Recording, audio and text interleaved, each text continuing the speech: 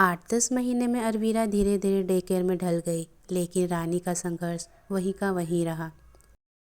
अकेले रहने के कारण घर और अरवीरा से जुड़ी हर छोटी बड़ी जिम्मेदारी का बोझ पूरी तरह रानी के कंधों पर था। सुबह अरवीरा को डे केयर ड्रॉप करती, ऑफिस के काम का तनाव संभालती और यह सुनिश्चित करती कि अरवीरा को समय पर पिकअप भी करे। कभी कभी अरवीरा के बीमार पड़ने पर उसे आधे दिन की छुट्टी लेकर डॉक्टर के पास ले जाना पड़ता और अस्पताल के चक्कर भी लगाने पड़ते।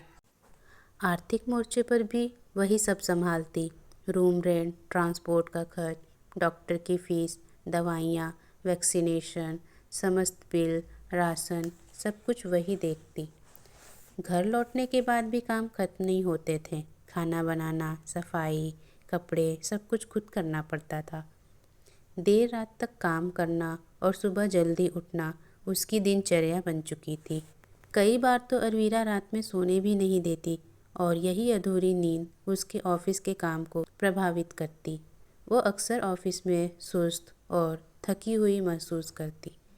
इतना ही नहीं, अरवीरा की दवाइयाँ, थर्मामीटर, विक्स और थोड़ा सा कैश वह हमेशा अपने पास रखती।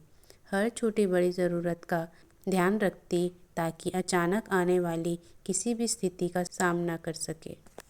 रानी अक्सर इंटरनेट पर खोजती, अगर इमरजेंसी हो जाए तो क्या करना चाहिए, किससे मदद मिल सकती है। इसलिए महिला हेल्पलाइन, पुलिस हेल्पलाइन और एम्बुलेंस सर्विस के नंबर हमेशा अपने फ़ोन में सेव रखती।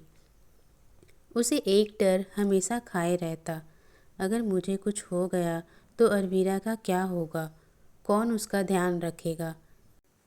कभी दफ्तर से निकलते समय मन में आता, कहीं कोई गाड़ी टक्कर ना मार दे और अरवीरा डे केयर में अकेली रोती ना रह जाए। यह ख्याल उसे भीतर तक हिला देती। इसलिए वह अक्सर अरविंद से कहती, हमेशा कॉल करते रहना। वह मकान मालिक का नंबर, एक भरोसेमंद सहकर्मी और डे केयर का नंबर भी अरविंद को दे देती ताकि आपात स्थिति में तुरंत संपर्क किया जा सके। ऑफिस, घर, बच्चा और खर्चों की मशीनरी में पिसते पिसते रानी खुद को कहीं खो चुकी थी। उसके शरीर और चेहरे पर भी इस संघर्ष की छाप दिखने लगी थी। वज़न ज़रा कम हो गया था, चेहरा सूख गया था और गर्दन की हड्डियां उभर गई थी।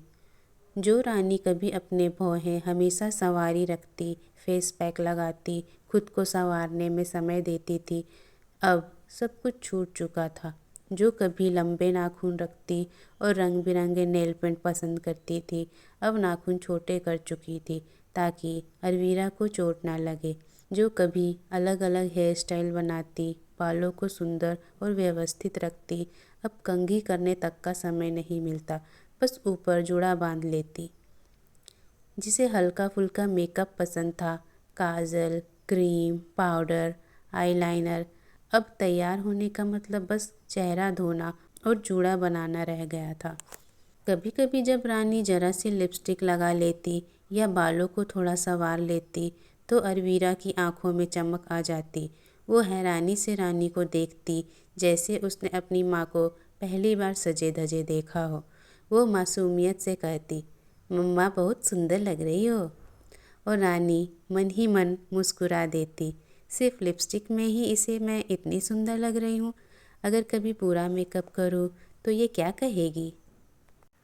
सच बात तो ये थी कि अरवीरा ने अपनी माँ को ऐसे ही ज़्यादातर बेतरतीब हालत में ही देखा था और रानी की नज़रों में भी उसका अपना सजने संवरने वाला रूप जैसे धुंधला पड़ने लगा था।